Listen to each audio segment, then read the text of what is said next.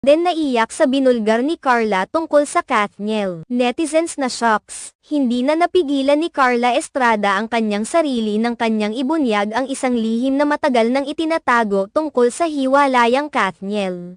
Si Daniel Padilla at Catherine Bernardo, nakilala sa kanilang tambalang Kathniel, ay matagal nang nagkahiwalay. Sa kabila ng matagal na nilang paghihiwalay, tila hindi pa rin nawawala ang mga isyu at usap-usapan ukol sa kanilang relasyon. Ang Kathniel ay isa sa pinakasikat na tambalan sa Pilipinas. Ang kanilang pagsasama ay nagbigay inspirasyon sa maraming tagahanga at nagkaroon ng malaking epekto sa industriya ng showbiz. Ngunit sa likod ng kanilang mga ngiti at romantikong pagkakatambalan, may mga hindi inaasahang mga detalye na nagbigay daan sa kanilang paghiwalay.